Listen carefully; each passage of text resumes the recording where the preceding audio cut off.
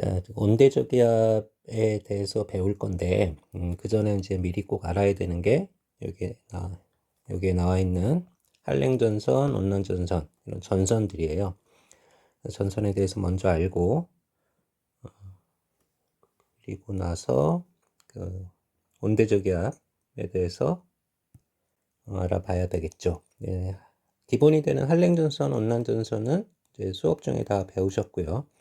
이제 오늘 추가로 할 거는, 정체전선, 회색전선, 얘네들에 대해서 일단 좀 알아보고 시작을 합시다.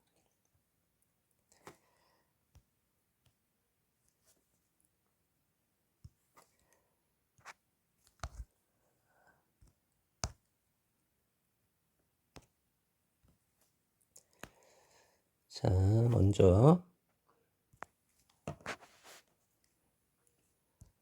정체전선부터 알아볼까요?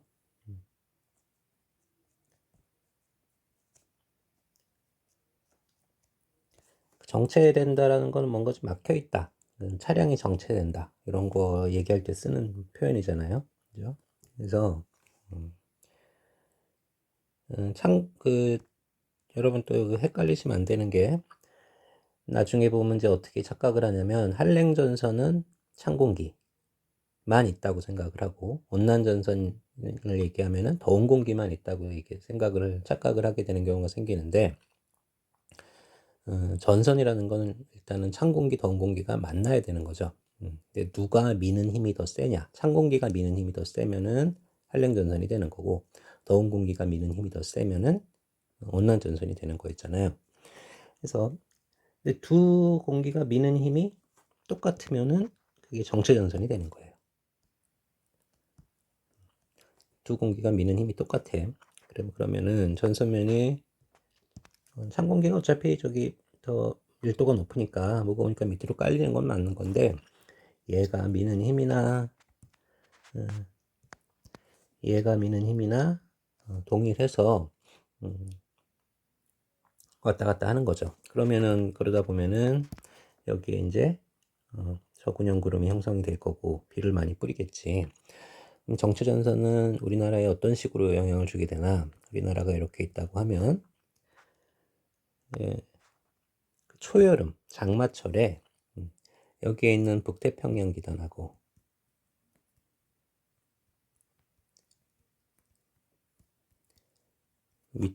북쪽에 있는 오호츠크의 기단.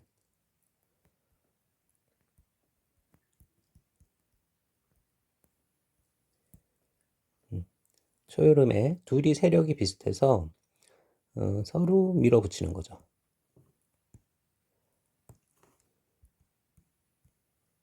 서로 밀어붙이면 무슨 일이 벌어지냐면 칼라를 표현하기가 좀 그러니까 둘이 딱 밀어붙이면서 더운 공기는 더운 공기대로 북상하려고 하고 찬 공기는 찬 공기대로 남하하려고 해요. 그래서 둘 중에 어느 한 기단의 힘이 더 셌으면 한랭 기단만 형성됐든가 온난 기단만 형성이 됐든 전선만 형성이 됐든가 했을 텐데 두 세력이 비슷하니까 이런 식으로 양쪽으로 다 그려줍니다. 그래서 북태평양 기단이 조금 그러면서 비가 어디서 내릴 거야? 여기가 전선이니까 전선보다 찬 공기 쪽에서 비가 내리겠죠. 여기가 이제 비가 내리는 영역이 되는 거죠. 그래서 북태평양 기단의 세력이 조금 더 세지면은 이 정체 전선이 조금 북쪽으로 올라갔다가 또 오호츠크의 기단의 세력이 조금 더 세지면은 조금 더 남쪽으로 내려왔다가 그러면서 소나기성 비를 계속 뿌리게 되는 거죠. 장마철의 특징이잖아요. 그러다가 이제 궁극적으로는 어떻게 되겠어요? 오호츠크 기단의 세력이 약해지면서 북태평양 기단의 세력이 세지면서 한여름이 돼서 그러면 장마전선, 정체전선은 점점 북쪽으로 이동을 하겠죠. 그러니까 장마는 남쪽에서 시작을 해서 중부지방으로 왔다가 나중에는 북한 쪽으로 장마가 점점 진행되면서 끝나게 됩니다. 그래서 정체전선은 우리나라에서는 뭐로도 불리냐면 장마전선이라고도 불려요.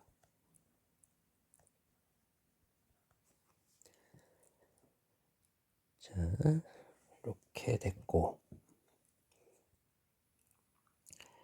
그리고 이제 하나 남은 게 폐색전선이 남았죠.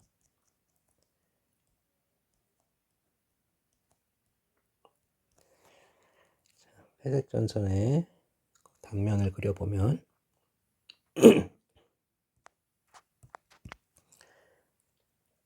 이쪽이 찬 공기, 그 다음에 가운데 더운 공기. 자, 그러면 전선면이 어떻게 형성이 돼요? 얘는 이렇게 형성이 될 거고, 온난 전선은 이런 식으로 형성이 되겠죠.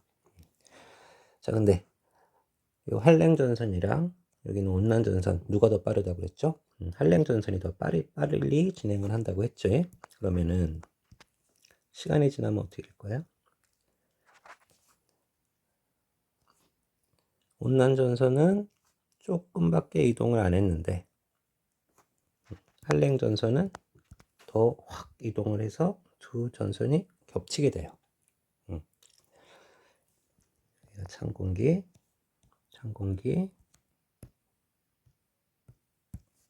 더운 공기. 두 전선이 겹친 거잖아요. 그러면은 전선이 표시가 어떻게 될 거야? 한랭 전선 한 번, 온난 전선 한 번, 한랭 전선 한 번, 온난 전선 한 번. 이런 식으로 표현을 해준 게 폐색 전선입니다. 폐색 전선의 의미는 뭐냐면 시간이 더 지나면 어떻게 될 거야?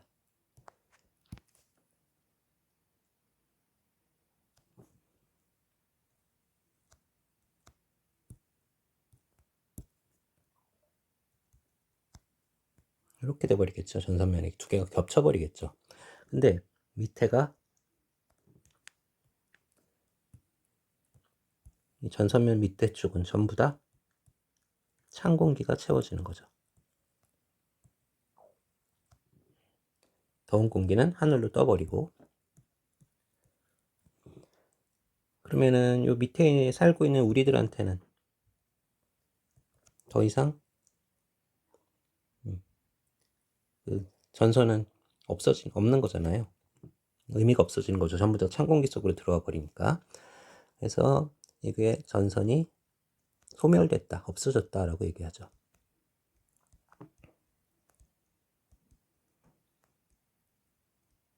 그러니까 폐색 전선이라고 하는 거는 전선이 소멸되기 직전의 상황을 얘기해요. 여기서 조금 더 들어가 보면 폐색 전선도 종류가 두 종류가 있어요.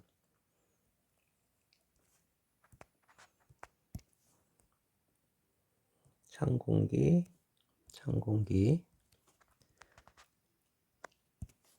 더운 공기 이렇게 있다고 했을 때 얘가 더 찬 공기야. 얘보다 더 차가워요. 그러니까 이 공기보다 이 공기가 더 차가워. 그러면은 폐색 전선이 어떤 식으로 이런 식의 이런 식으로 되겠죠. 그러니까 여기 있는 찬 공기보다 여기 있는 찬 공기가 조금 더 차가우니까 요 찬 공기가 밑으로 파고들면서 폐색 전선이 형성이 될 거란 말이죠. 그래서 이런 거는 한랭형 폐색 전선이라고 불러요.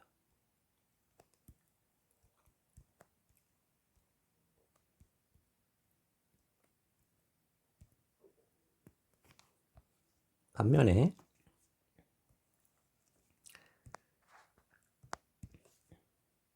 찬 공기, 더운 공기가 있는데 이번에는 얘가 더 차. 그러면 어떻게 될까?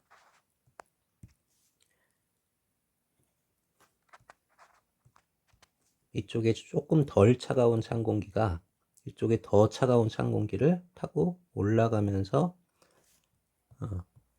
폐색 전선이 형성이 되겠죠. 이런 거는 온난형 폐색전선이라고 불러요.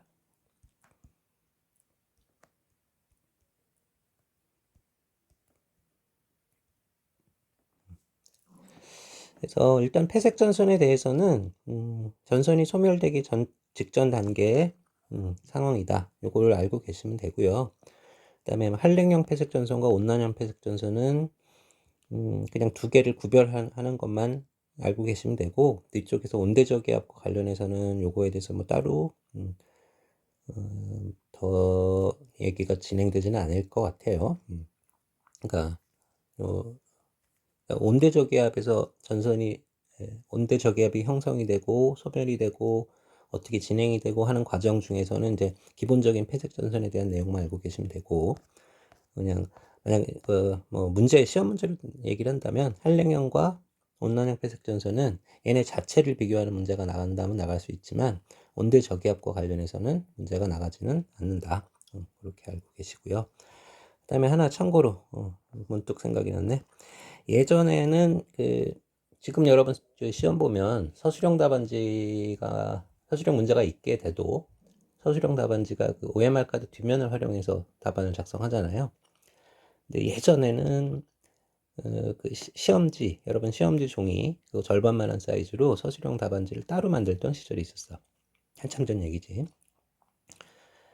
근데 그때는 이제 그 단점은 뭐냐면 시험지 답안을 두 가지를 OMR 카드는 OMR 카드대로 서술형 답안지는 서술형 답안지대로 챙겨야 된다. 그래서 이제 그게 좀 단점이었고 불편했고, 장점은 뭐였냐면 답안지 내용을 내 마음대로 선생님들 마음대로 꾸밀 수가 있었어요.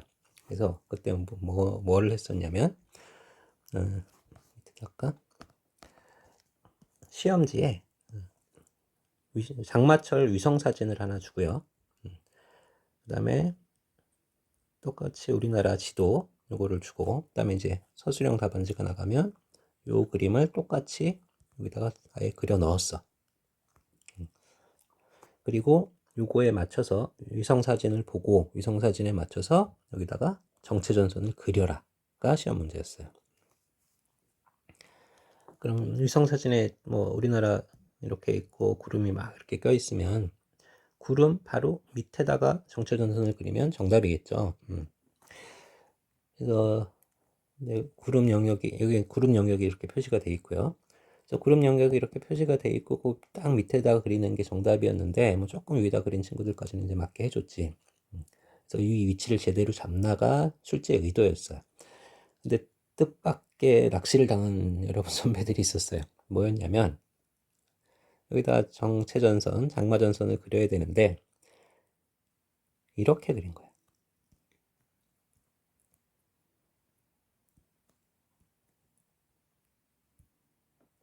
뭐가 문제일까요? 자, 정체전선이라고 해서 그냥 무조건 한랭전선 표시, 온난전선 기호 요것만 그냥 무조건 하면 되는 게 아니라 방향도 맞춰야 돼요. 지금 이렇게 되면은 위쪽, 북쪽이 더운 공기가 있게 되는 거고 남쪽에 찬 공기가 있게 되는 거예요.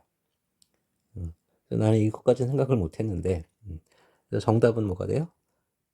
아래쪽으로 한량전선 기호를 그려야 되고 위쪽으로 온난전선 기호를 그려야 정답이 되는 거죠. 그래서 뜻밖의 낚시를 당한 선배들이 감점을 당하는 일이 있었습니다. 그것도 참고 삼아 알아두시고요.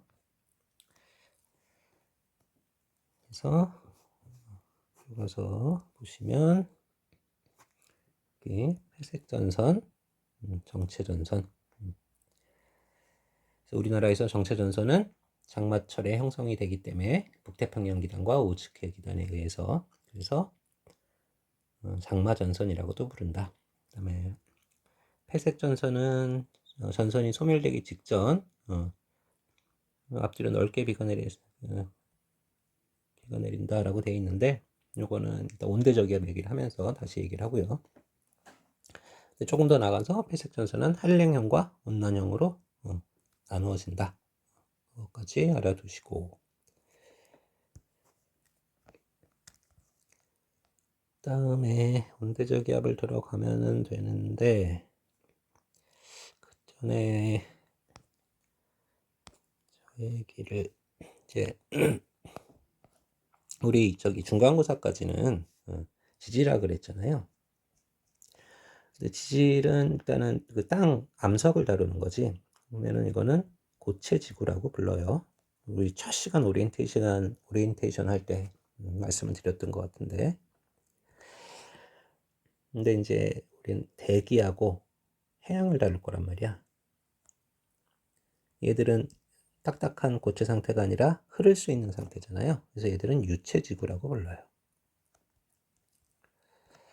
유체에서는 그 수업을 한 반도 있는데 이 내용을 가지고 조금 흐를 수 있는 물체들은 지구 자전에 의해서 전향력이라는 가상의 힘이 생깁니다. 그거는 얘기가 어떻게 되냐면 물리에서 다 배우고 있으면 안 해도 되는데 지구가 이렇게 있다고 칩시다. 그리고 여기가 북극이에요. 그러니까 이거는 북극에서 지구를 이렇게 내려다본 거죠. 그러면 요 동그라미가 적도가 되겠지. 만약 우리나라가 있다면 뭐 이렇게 그려질 거고 이쪽에 일본이 그려질 거고. 자, 지구는 그러면 이 방향으로 이렇게 자전을 하게 되죠. 그래서 저기 적도 부근에 나무가 한 그루 서 있었다고 칩시다. 그래서 북극 근처에서 나무를 향해서 돌멩이를 던져.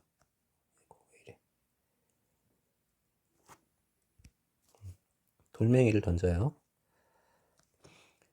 그러면 그래서 나무를 맞출 생각이었어. 근데 돌멩이가 요만큼 날아가는 동안 지구가 가만히 있냐 하면은 자전을 해서 나무는 이쪽으로 옮겨갈 거란 말이죠.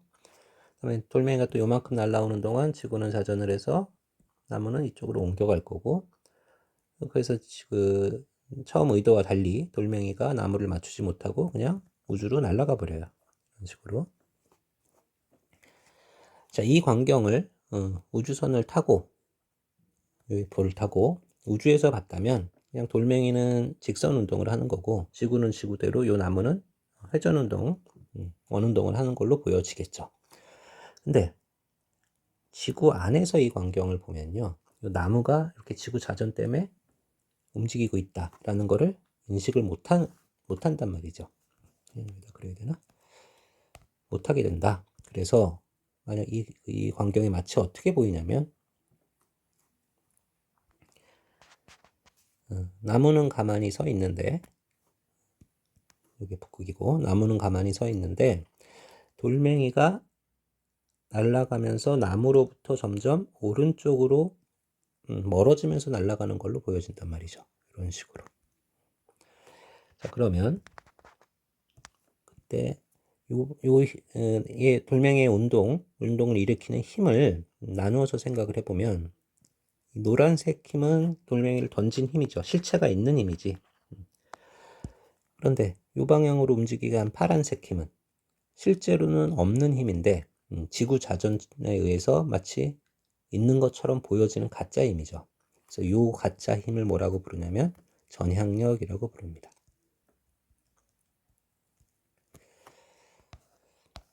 그래서 전향력은 북반구에서는 운동 방향의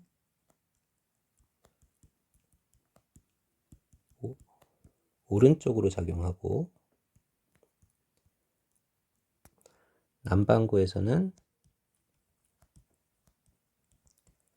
운동 방향의 왼쪽으로 작용을 해요.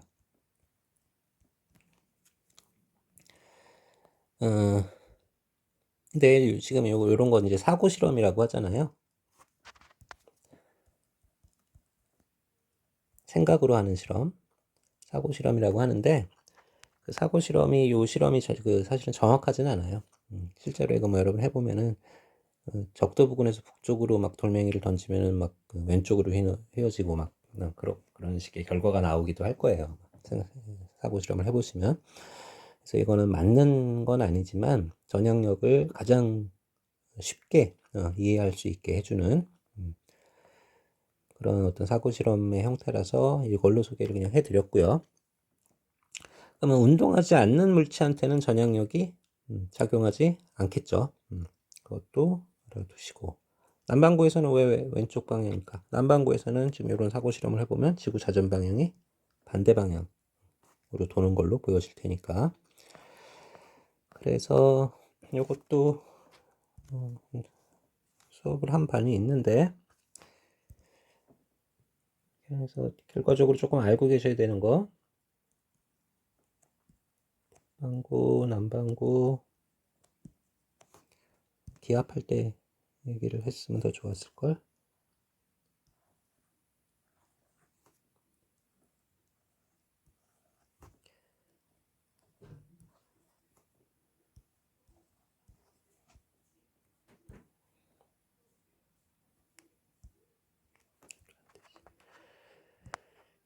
그래서 여기를 고기압, 여기를 저기압, 고기압, 저기압이라고 했을 때 바람이 불어나가는 방향을 표시를 하면 북반구에서는 안에서 바깥으로 가면서 그냥 무조건 오른쪽으로 꺾으면 돼요.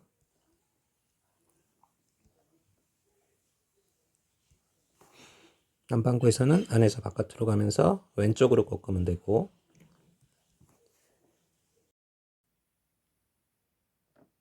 남반구에서는 안에서 바깥으로 가면서 무조건 왼쪽으로 꺾으면 되고, 북반구, 이제 고기압은 지면 중심 안에서 바깥으로 바람이 불어 나오는 거죠. 저기압은 안으로 불어 들어가는 거고요. 고기압은 바깥으로, 저기압은 안으로. 그래서 바람이 불어가는 방향이 전체적으로 바람이 이렇게 회전하는 방향이 북반구 고기압은 시계 방향이 되고, 북반구 저기압은 전체적으로 이렇게 돌죠. 반시계 방향이 되고, 남반구 고기압은 반시계, 남반구 저기압은 시계. 이렇게 된다. 그럼 또 이제 이런 의문을 갖는 친구들이 있을 거예요. 남반구에서는 운동 방향의 왼쪽으로 전향력이 작용해서 휘어진다면서요. 근데 여기서는 지금 운동 방향의 오른쪽으로 작용했잖아요. 요거에 대해서 궁금한 친구들은 3학년 때 지구과학 2를 선택하시면 의문 궁금증이 해결이 될 겁니다. 이게 더 전향력만 작용하는 게 아니라 뭐 원심력, 또 뭐 기압 경도력, 다양한 힘들이 작용해서 바람 방향이 결정되는 거라 일단 전향력이라는 건 좀 알고 계셔야 되는 내용이고. 자, 그 다음에 온대적 기압에 대해서 이제 알아보면 될까요? 온대적 기압. 전선의 형성, 전선 형성, 파동 형성, 온대적 기압 발달, 폐색 시작, 폐색 발달, 온대적 기압 소멸, 뭐 이런 과정을 겪는다고 하는데,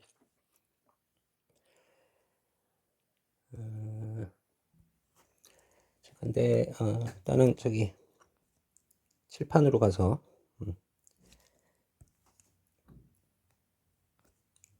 큰 그림부터 좀 보고 옵시다.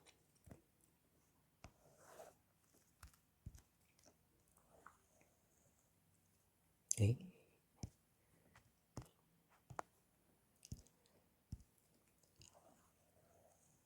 자, 지구가 이렇게 있다고 치고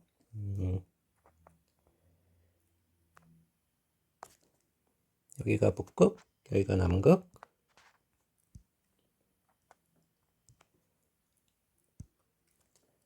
여기쯤이 이제 적도가 되겠죠.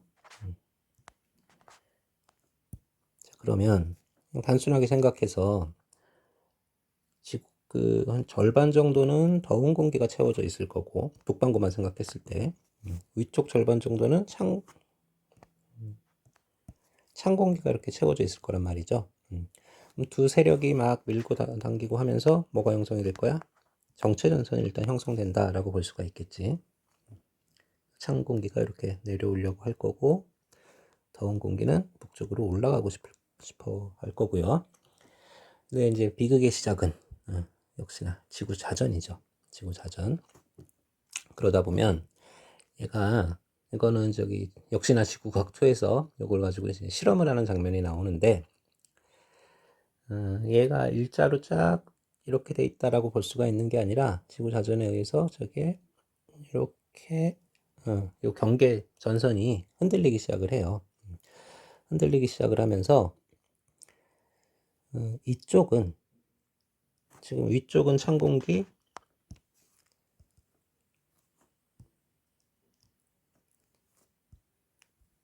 위쪽은 찬 공기, 아래쪽은 더운 공기잖아요.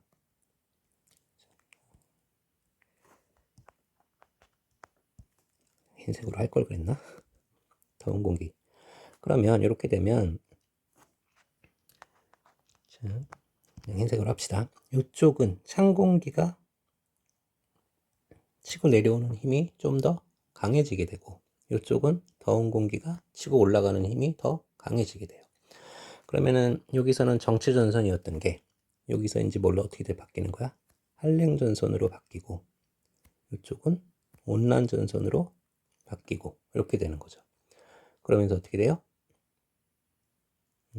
공기가 돌아가는 방향이 지금 얘는 이렇게 도니까 무슨 반시계 방향으로 돌게 되네. 그죠? 그러면은 북반구에서 반시계 방향으로 돌면은 중심부에 저기압이 형성이 되는 거지. 그래서 여기에 저기압이 이렇게 형성이 되는 거죠.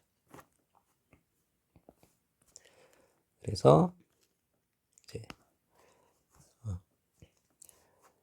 여기다 해야겠네. 저기압이 형성되면서 이쪽에는 한랭 전선, 이쪽에는 온난 전선 이렇게 형성이 된다. 그래서 찬 공기, 더운 공기. 그러니까 이 위쪽은 찬 공기, 이 아래쪽은 더운 공기 이렇게 되는 거잖아요. 자, 그러면 우리 한랭 전선, 온난 전선에서 배웠던 거 이제 여기다 써먹어 봅시다. 자, 구름 끼고 비 내리는 영역은 어떻게 될까요? 한랭 전선 뒤편 좁은 영역이었잖아요. 온난 전선 앞쪽 넓은 영역이었죠.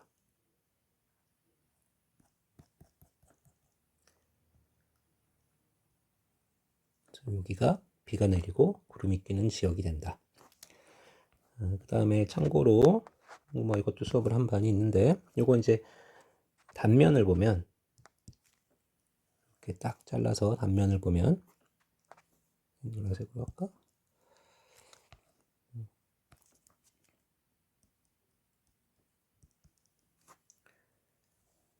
단면을 보면 이쪽이 온난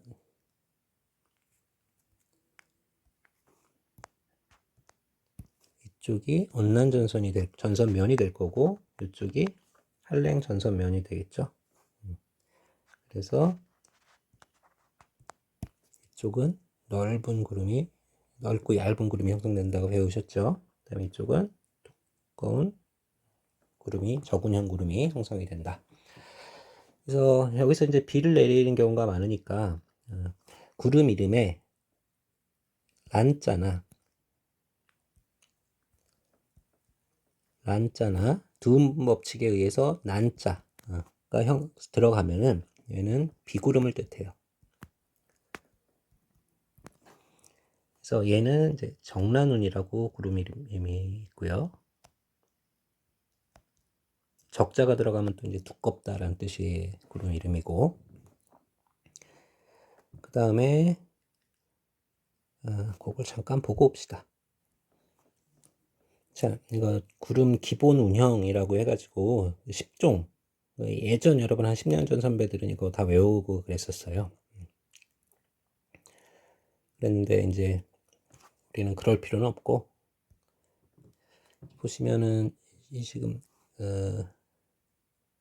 여기가 한 9km, 9km 이상 되는 높이에 형성되는 구름을 상층운이라고 하고, 그 다음에 지금 요 중간 높이 4에서 9km 사이에 형성되는 거, 그거를 중층운이라고 하고, 그 다음에 여기 그 아래에서 형성되는 거를 하층운이라고 불러요. 그 다음에 너무 두꺼워서 얘네들 다 가로질러서 형성되는 구름은 정난운이라고 부르고, 그래서 지금 상층운들을 보면 대체로 권자를 많이 붙이고 있죠. 그 다음에 중층운은 고자를 붙이고, 그 다음에 하층운은 그냥 보통 층자를 많이 붙여요. 따로 이제 붙는 게 없는 셈이죠. 그래서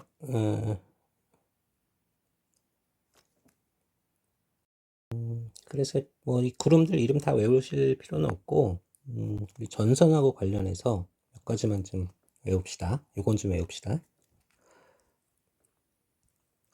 그래서 한랭전선과 관련돼서 형성되는 구름은 정난운이라고 생각하시면 되고요. 운난전선과 관련해서는 여기 그 상층운 부분에서는 권저군이라는 게 형성이 되고, 그 다음에 또 책에 따라서는 권운도 더 포함을 시키기도 해요. 권운은 들어간 책이 있고 안 들어간 책이 있고, 그 다음에 이제 중층운 부분에서는 고층운이 형성이 되고, 그 다음에 하층운 부분에서는 난층운이 형성이 되죠. 그럼 실질적으로 비가 내리는 거는 난층운 부분에서 비가 내리는 거고, 운난전선과 관련해서. 그 다음에 또 하나, 요 권저군에서는 이 정도 높이가 되면 이제 얼음알갱이들이 막 떠 있는 구름이란 말이죠. 얼음알갱이 물방울 뭐 그런 것에서 섞여서 떠 있는 게 구름인데, 이 상층운 정도 높이가 되면 이제 기온이 확 낮아지니까 얼음알갱이 비율이 훨씬 높아지겠지. 권저군에서는 햇빛이나 달빛이 얘를 통과했을 때 이 얼음알갱이에서 뭐 굴절, 뭐 해절, 뭐 이런 현상들이 일어나가지고 햇빛이 통과했을 때는 햇물이라는 게 형성이 되고, 달빛이 통과했을 때는 달물이라는 게 형성이 돼요. 햇물이 달물이는 뭐냐?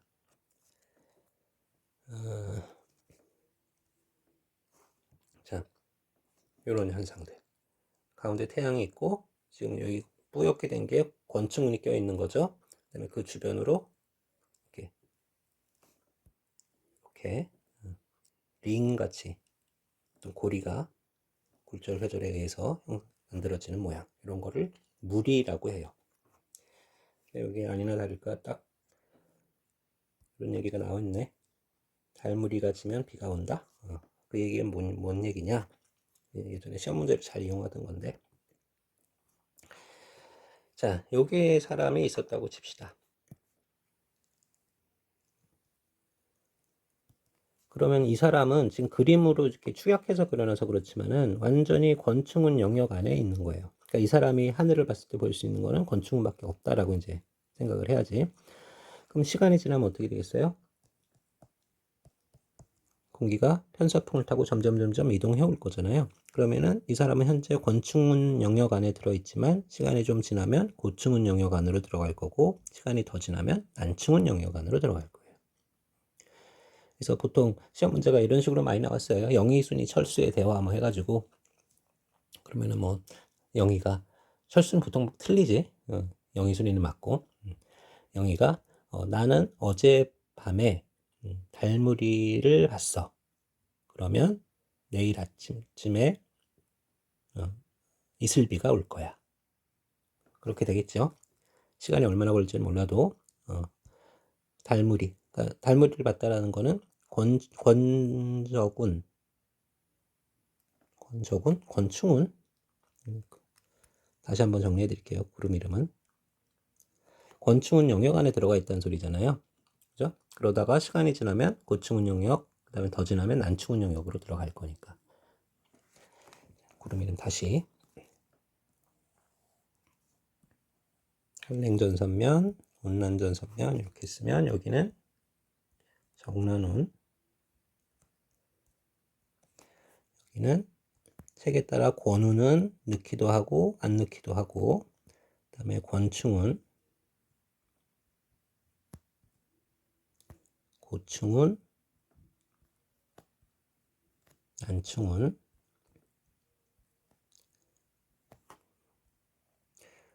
그 다음에 또 시험 문제 잘 나오는 얘기, 지금 이 사람한테 시간이 지날수록 구름의 높이는 점점 낮아진다. 뭐 이런 거 시험 문제 보기로 잘 들어갈 수 있는 내용이죠.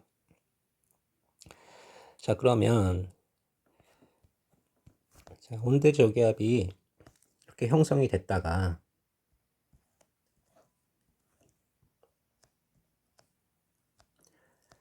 한랭전선의 이동 속도가 더 빠르잖아요. 그죠? 온난전선은 이동 속도가 느리고, 그러면 이 윗부분부터 이렇게 한랭전선한테 온난전선이 따라잡혀서 겹치는 부분이 생기게 된단 말이죠.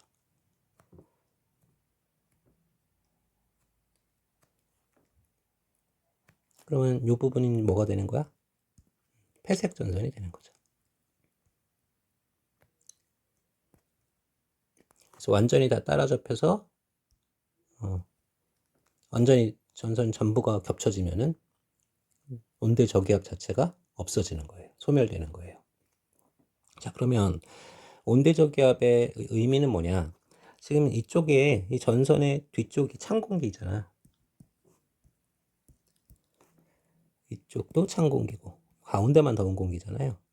그러면 찬 공기가 북쪽에서부터 이만 쭉 타고 내려와서 남쪽을 한번 훑고 지나간다.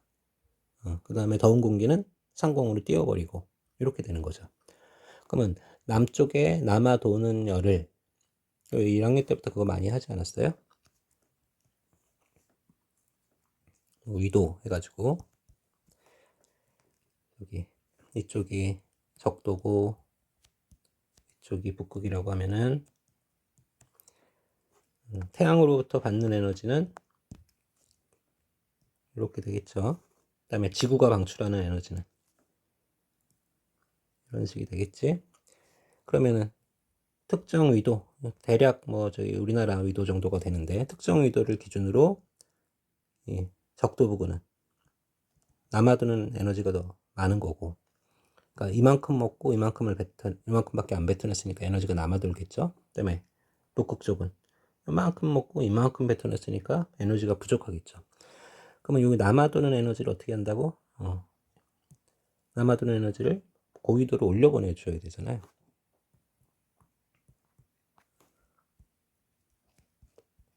그래서 에너지를 이렇게 이동시키는 수단 중에 하나가 되는 거예요. 오히려 그러니까 이 경우에는 열이 고위도로 올라갔다기보다 찬 공기가 내려와서 여기 있는 열을 그러니까 뭐 온기가 이동할 수도 있지만 냉기가 이동할 수도 있는 거잖아요. 그런 식으로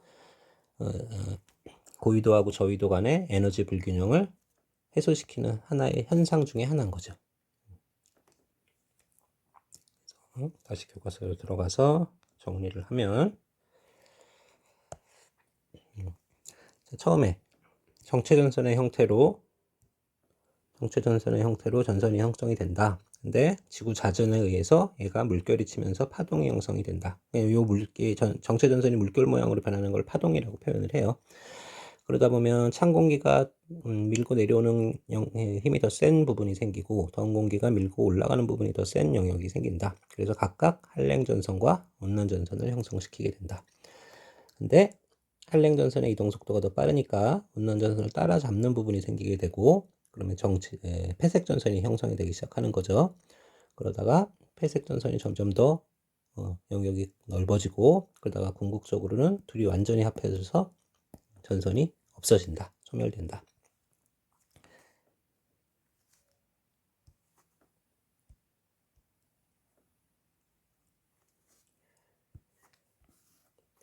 그래서 그거를 입체적으로 이렇게 그려놓은 그림이고요. 다음에 에너지 원동력은 다음 저기서 할까? 에너지 원동력은 열대저기압 태풍할 때 같이 얘기합시다. 자, 그래서 시험 문제는 이런 식으로 많이 나올 수가 있어요. 아이고야. 역시나 일기도 하고 위성사진을 같이 주고 전선이 어떻게 진행되고 있나. 지금 여기 보시면은 딱 가운데 날씨 맑은 부분, 한랭전선과 온난전선 사이 위성사진하고 일기도 하고 대체로 일치하고 있잖아요. 그런 것들 보면서 저기 확인할 수가 있고, 그 다음에 여기는 찬 공기, 여기는 더운 공기. 그러니까 이 온대저기압이라는 것도 결국에는 전부 다 중위도 지방에 기본적으로 부는 편서풍, 풍을 타고 서에서 동으로 이동을 할 거예요. 지금 여기 보시는 것처럼. 그래서 뭐 가령 A 지점에 현재는 이슬비가 내리겠죠. 난충은이 껴있고. 근데 9시가 되면 어떻게 돼? 날씨가 잠깐 맑아졌다가 그 다음에 12시가 되면은 갑자기 소나기가 내리겠지. 그러면서 온도는 이때보다 좀 떨어지겠죠. 그렇게 일기예보 하는 거 예측해서 풀게끔 하는 그런 문제들도 많이 나가고, 그 다음에 풍향 문제도 많이 나가요. 풍향은 이참에 해버립시다. 참 다루기가 힘드네.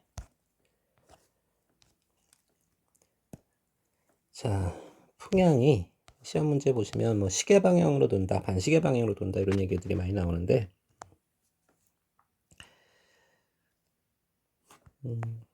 뭐 여러분 나름대로 노하우를 만드시면 되는데 제가 쓰는 방법은